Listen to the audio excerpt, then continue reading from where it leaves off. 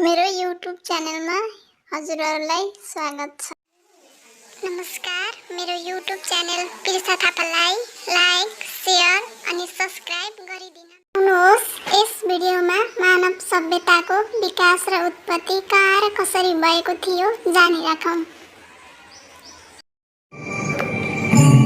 हम मानव समाज का अध्ययन, उत्खनन और उससे प्राप्त वस्तुओं के विश्लेषण के जरिए करते हैं।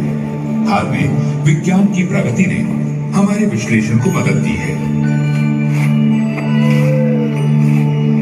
कार्बन डेटिंग और अन्य तकनीक से हम किसी वस्तु की आयु जान सकते हैं।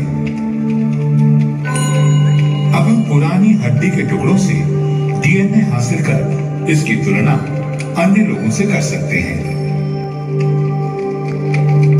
करीब 50 लाख साल पहले मानव वंश वृक्ष विभाजित हो गया।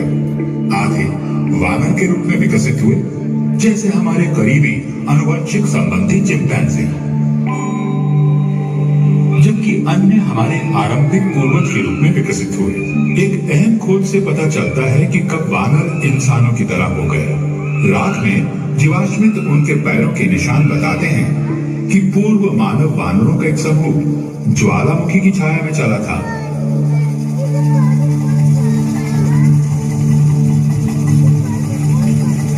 वो भी 2 पैरों पर। हम इन्हें ऑस्ट्रेलोपिथेकस या दक्षिणी बंदर कहते हैं। हम नहीं जानते कि ये 2 पैरों पे कैसे चलने लगे।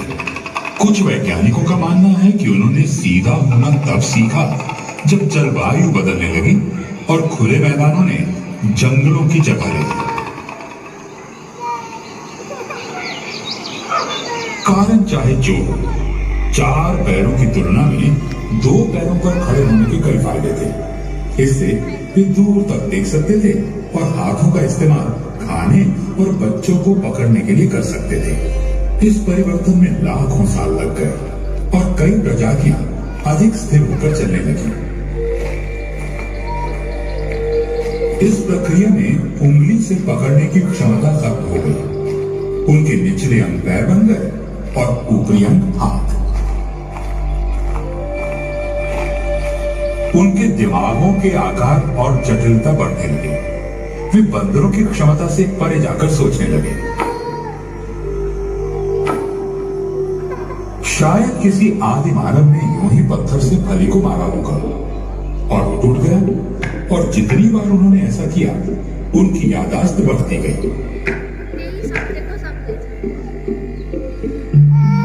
कुछ समय बाद उन्होंने पत्थरों को ही तोड़ना शुरू किया और उन्हें नुकीला बनाया, ताकि उनका इस्तेमाल फली तोड़ने के साथ साथ मांस काटने में भी हो सके। हम इन्हें होमो या मानव कहते हैं। उन्हें नए औजारों से अन्य जानवरों द्वारा छोड़े गए मांस को काटने में मदद मिली। मांस खाने से उन्हें अधिक प्रोटीन मिलने लगा। कुछ विशेषज्ञों का मानना है कि इस कारण उनके मस्तिष्क के आकार बढ़ गए। उनकी तादाद बेशक कम नहीं होगी, मगर वे परिस्थितियों से अनुकूल होने में वानरों से अधिक सक्षम थे और वे अफ्रीकी जंगल वाले इलाकों से बाहर जाने लगे। आदि मानव को मांस की तलाश में वहां जाना पड़ता था जहां अन्य शिकारी थे। लगभग 20 लाख साल पहले होमो की एक नई प्रजाति उभरने लगी। होमो इरेक्टस सीधे खड़े होकर दूर तक चल सकते थे और इस प्रकार खतरों से भी बच सकते थे। मध्य पूर्व और एशिया में पाए गए जीवाश्मों से पता चलता है कि इस प्रक्रिया में वे अफ्रीका से बाहर फैलने लगे।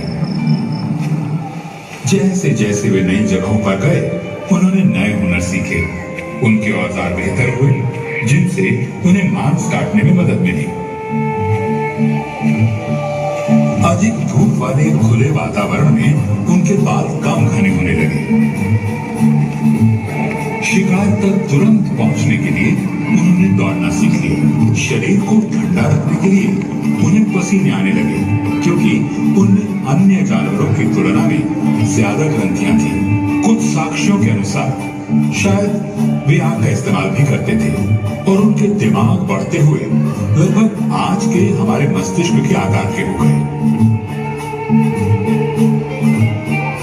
लगभग 7 लाख साल पहले अफ्रीका में एक नया समूह विकसित हुआ जिसे हम होमो हाइडेलबर्गेंसिस या हाइडेलबर्ग मैन कहते हैं। उनके शरीर अधिक बड़े और मांसपेशियों वाले थे ताकि वे विभिन्न जलवायु में रह सके। अब वे सिर्फ मरे हुए जानवर ही नहीं खाते थे बल्कि खुद भी शिकार करने लगे। मामूली औजारों की जगह हाथ की कुल्हाड़ियों ने ले ली। वे पत्थर की नुकीली नोक और धारदार चाकू बनाना जान गए और शायद लकड़ी के भाले भी। एवोल्यूशन यानी उत्विकास की प्रक्रिया पहले की तरह जारी रही। हजारों सैकड़ों सालों के दौरान हमारे पूर्वज अफ्रीका के बाहर यूरोप और एशिया में फैल गए। होमो हाइडेलबर्गेंसिस से कई नई संबंधित प्रजातियां विकसित हुई। उनकी शारीरिक विशेषताएं एक समान थी, लेकिन उनमें से कोई भी आधुनिक मानव की तरह नहीं था। इन प्रजातियों में हम सबसे ज्यादा होमो निएंडरथालेंसिस यानी निएंडरथॉल के बारे में जानते हैं, जो हमारे सबसे करीबी विलुप्त रिश्तेदार हैं। उनके शरीर छोटे और गठीले थे और वे ठंड सह सकते थे। उनके कंधे चौड़े, हाथ छोटे और नाक काफी बड़े थे। वे आदिम पोशाक पहनते थे। वे पहले से बेहतर औजारों का इस्तेमाल करते थे और पत्थर काटने से पहले औजार का आकार तय कर लेते थे। वे शायद किसी आदिम भाषा में बातचीत करते थे। और सबसे महत्वपूर्ण बात यह कि उन्होंने आग जलाना और उसका इस्तेमाल करना सीख लिया था। हमारे पास निएंडरथॉल के समय के पुरातत्विक प्रमाण ज्यादा है। निएंडरथॉल की जीवाश्मिक हड्डियों के फ्रैक्चर और जख्मों से हमें पता चलता है कि इनके जीवन मुश्किल भरे थे।